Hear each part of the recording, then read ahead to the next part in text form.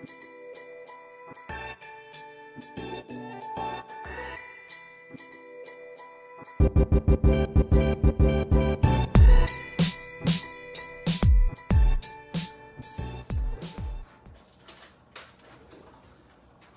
going on, guys? It's part 2 of Monday's dinner. I showed you guys in part 1 how I braise chicken. The most important thing you can do with chicken is let it cool. Right, so this is pulled apart. I didn't use all of that chicken because I was snacking on some of it, most of it. And I'll go back and I'll pick through those bones, and I'll actually use those bones to roast and make another stock. What's going on, Nate? So we're doing a chicken, rice, broccoli, and cheese casserole. So we've got our broccoli here, and all of this is broken down and quartered for most of the bigger parts, tossed in a little bit of oil, and then salt and pepper. It's going to be thrown in the oven on broil until it gets a nice char. This is my favorite way to do broccoli. So we'll put a timer on there for 7 minutes because it is on the lower end of the racks. And we've got our rice over here cooking in the rice cooker. And that was with that chicken stock from that chicken we made. So now we're just melting our butter. And I'm gonna do it a little bit thicker because I'm gonna thin it out with some water. I like thinning this one out with a little bit of water towards the end once I see how much is combined.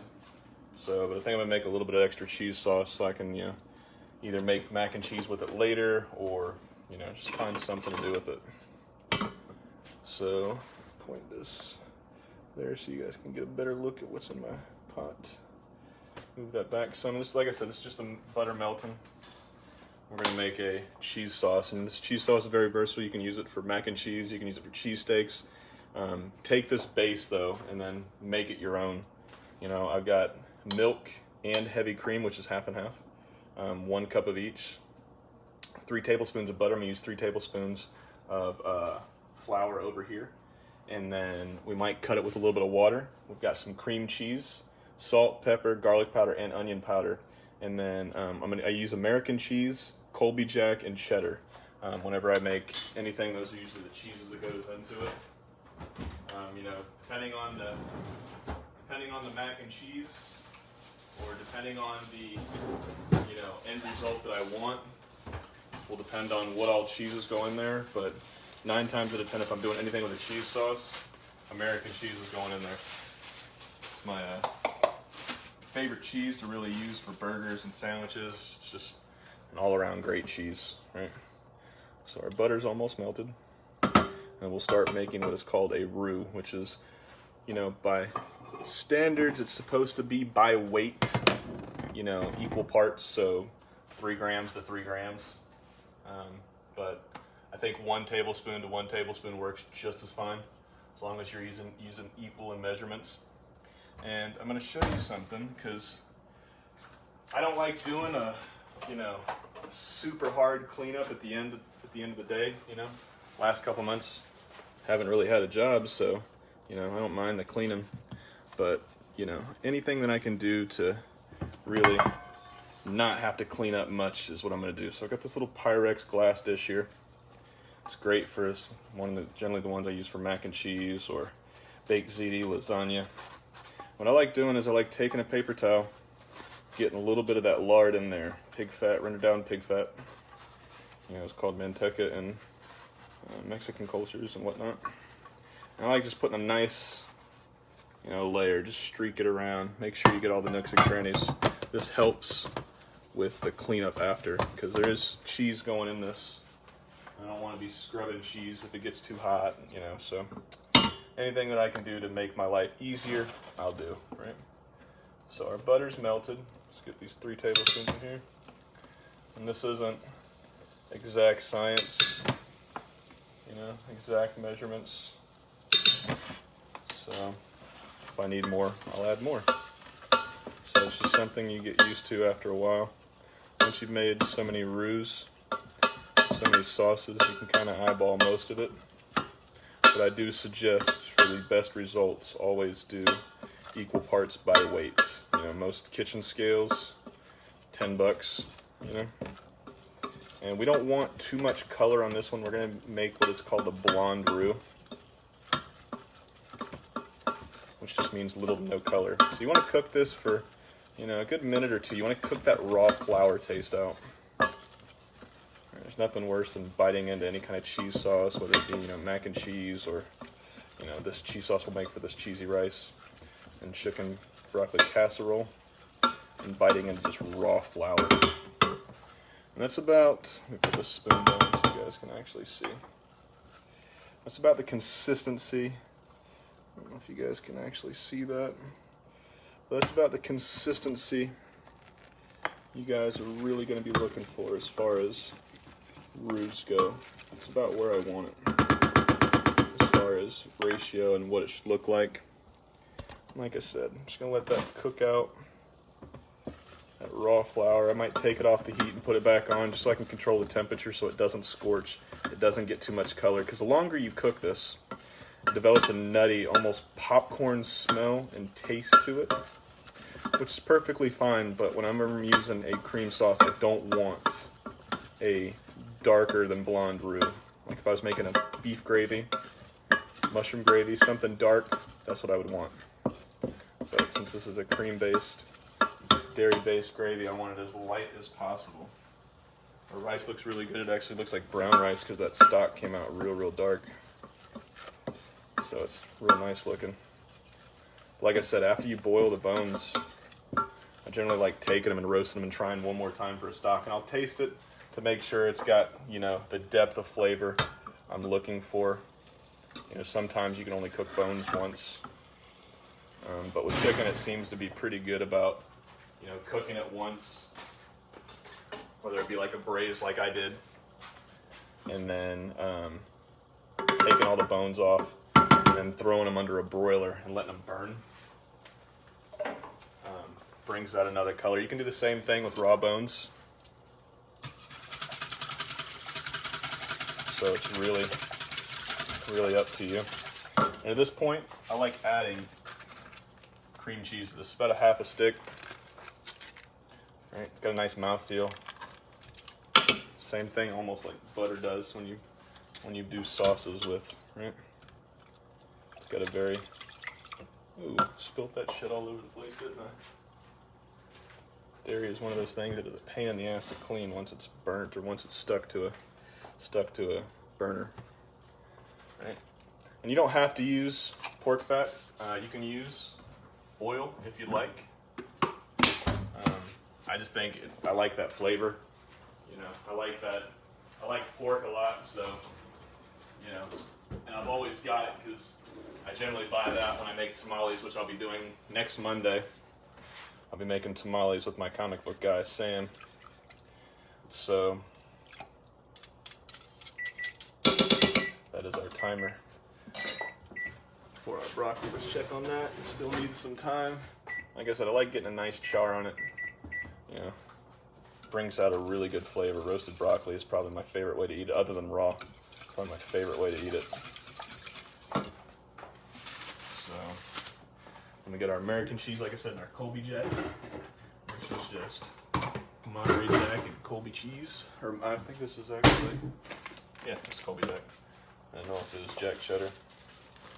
So we got our American, got our cream cheese in here. And we can actually season this as well. So I like putting black pepper, about a tablespoon of salt, and about a teaspoon's worth of onion powder, not much. A teaspoon of onion, and then a teaspoon of garlic. Those things tend to be really pungent, so be careful. But like I said, we're adding flavor to this. And I like doing this with mac and cheese. This is generally my base for almost all of my cheese sauces.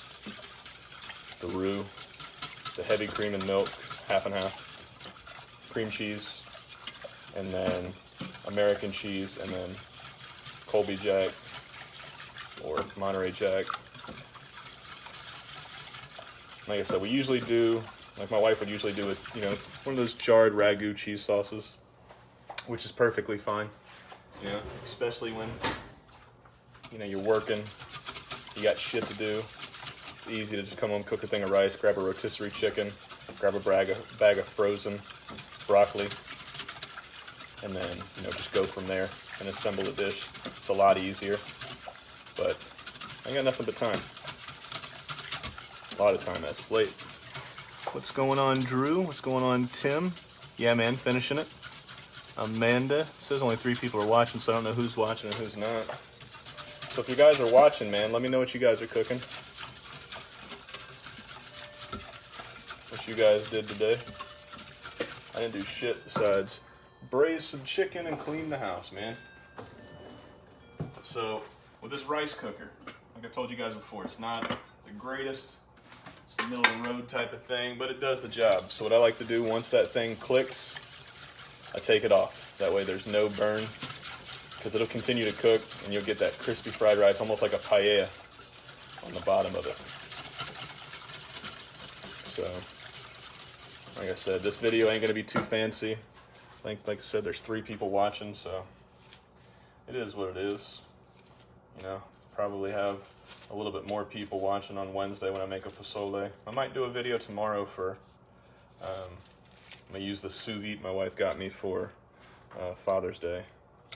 Yeah, she gave it to me early because our kid's going up with my mom to see some family up in West Virginia, so they wouldn't be here for Father's Day, so kind of celebrated a little bit yesterday. So, which is fine, it's just another day. You know? So we got our American cheese in there. Like I said, this is the base I use for all of my cheese sauces. If I'm making queso, I obviously don't put yellow cheese in here. I'll only put, you know, the cream cheese and then straight Monterey Jack and maybe some Oaxaca, which is an outstanding Mexican cheese.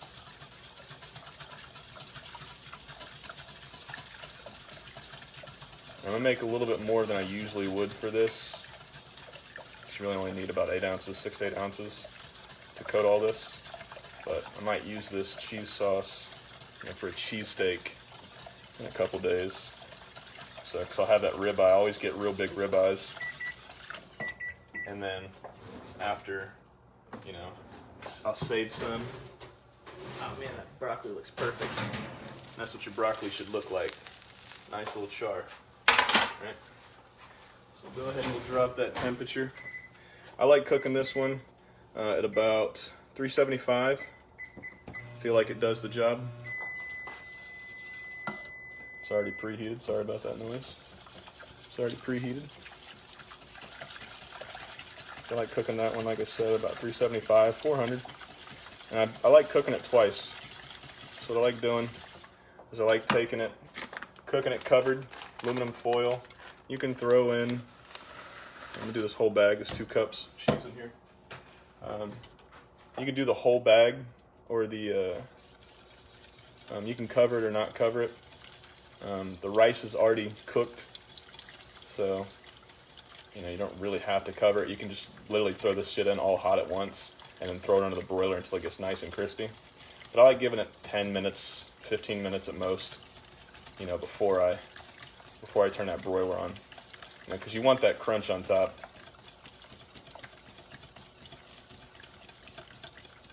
So we might use just a little bit more cheese, depending on how well this thickens and sticks up. Now with the rice cooker, you know, one of the most important things you can do with really anything, especially meat and especially rice cookers, is you let it rest. So I'll let all that steam, you know, escape how it's going to escape, but I'll let it sit, you know, for a few minutes before I start fucking with it. If you guys were watching and I offend you with the 4-letter word as I spill some dairy, I'm sorry. Sorry. But used to be a sailor, kind of hard to cut that out, you know. Just like salt and pepper enhances, a couple 4-letter words every once in a while enhances conversation, makes everybody's ears perk up. So this cheese sauce is coming together quite well, so we're actually going to kill that heat. Usually I would kill the heat as soon as I add the cheese. But I was adding a little bit more cheese than I usually do, so I want to make sure that it all melts. So we're gonna let that hang out. Still needs a little bit more time, but we're gonna start assembling some of this stuff. So let me bring you over here. This isn't rocket science, it's pretty easy stuff. Here, chicken. I like leaving it big, but look how moist that chicken is. That's why I was snacking on it. Tastes so damn good. And when you let it rest, you let it hang out, and that liquid absorbs all of that juice, all of that flavor that you put into that pan that I was telling you guys earlier. Which is really good, because it turns into a better product. Like I told you guys before, I do 1 to just a little bit more than 1. Right, so what I mean by, because it sounded extremely confusing, I'll take 1 cup of rice, dry rice, and I take 1 cup of water and just a little bit over that line. And that's what I like doing. So you've got some of that chicken flavor that was in there. Right. Beautiful. Then we'll take all this broccoli. Oh. Dump that in there too. Now I seasoned the broccoli, like I said, with salt and pepper. Seasoned the rice with that chicken stock and that little bit of salt. There was already oil in there from the chicken from when I seared it off, so I'm not going to really add oil. I would usually add, a tablespoon of salt and a tablespoon of oil to every 1 cup of rice and 1 cup of water. All right, the oil just helps it thin out. It gets real loose. You don't have to do it, but I feel like it leads a better result if you do.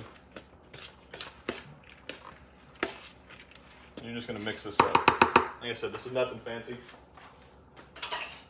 This is nothing crazy. This is just easy food on a Monday.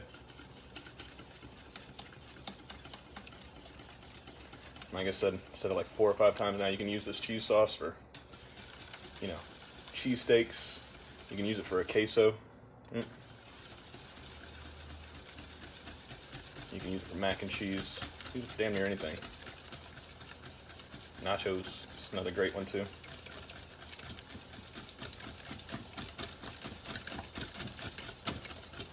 I just want to make sure all of it's incorporated, everything's melted.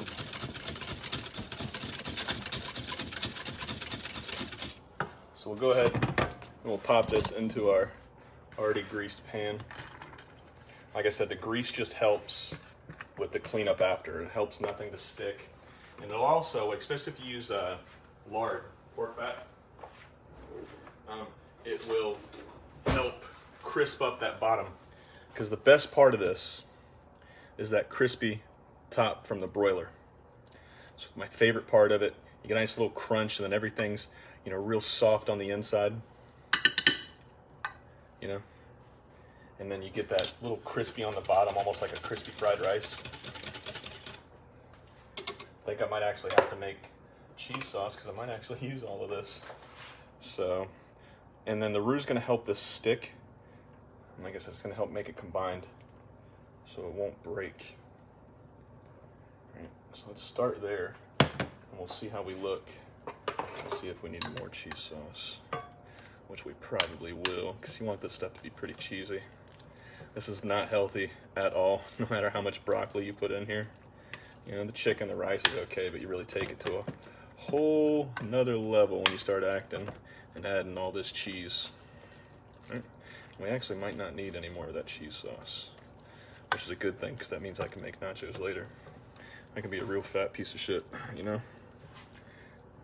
Right. And that's really it. You can hit it with a little bit more cheese, but I like doing that at the end. Right when I'm putting it on the broiler, I like sprinkle a little cheese because you get like almost a Cheez-It consistency on top. Plus it chars up really, really nice. That's pretty much it, guys. And I appreciate you guys spending some of your day with me. Both times. You guys came out and watched me braise some chicken. You guys watched me, put this very simple dish together. You guys have asked a bunch of questions today. I appreciate that. So, if you guys have any more questions, don't hesitate to ask. I love reading them. I love conversing with everybody that's on here. It's always fun, you know. And if you guys haven't yet, man, we're almost at 2,300 people for likes and follows. So I'd love to hit 2,300, which it'll happen. You know, you guys keep blowing my expectations out of the water. Whenever I say I'd love to hit such and such, you guys always damn phone. You guys always exceed any of my expectations, and I appreciate it. Can't do this without you guys. No matter how much I cook, still can't do it. I mean, I can do it. It's just a lot more fun when there's an audience. So I appreciate you. So like I said, same thing as always. Share this video, share this picture, share this page with everybody you can. Don't forget, like, share, subscribe, and follow if you haven't yet. I'm going to be posting the video I did, or the recipe I did for the braised cabbage. I'll be posting that tomorrow. It's on auto. Publish, so you guys will see that. And I'll also post another one tomorrow with the I think I've done the saffron chicken already, so I have to come up with something else. Maybe one of the other dishes I just haven't caught up on. Maybe the gochujang wings or the gochujang tacos I'll probably do. If you're just wrapping the top, no, it doesn't matter. Shiny side, if you're putting anything on it, the truck's coming soon. I'm hoping to have everything up and going by October. You know, that's towards the later end of summer, but it's summer 10 months out of Florida. So I'm hoping to have it up and running by then. It's just a very long process with all the licensing and the permitting and everything like that, trying to, you know, get everything tightened up and set up. So we're actually going to go look at a trailer, if not this week, next week for sure. They're down in Tampa, so we're going to go look to see cost and outfitting and everything like that. So it's coming soon. Like I said, I'm hoping. I had a 2-year plan last year. Well, at the beginning of this year in January, I wanted to open up my own place, my own truck in 2 years. So hopefully, you know, fast tracking, you know, I'm pushing all the chips in on me. You know, you never be anybody's, nobody will support you, and nobody will, you know, nobody will be a bigger fan than yourself. Nobody will support you more than you support yourself.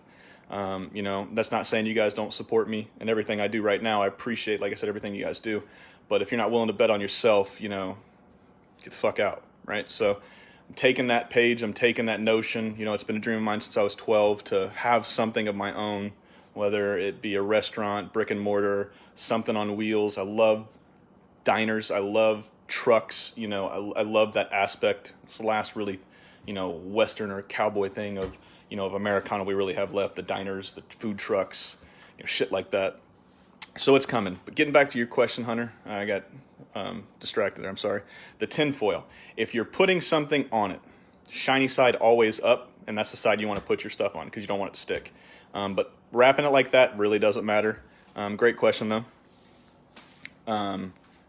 Yeah, and the food truck, you know, it's essentially going to be the tacos I make. I'll have 3 different tacos. I'll have 3 different styles of wings. I mean, they'll all be the same, but it'll be different sauces.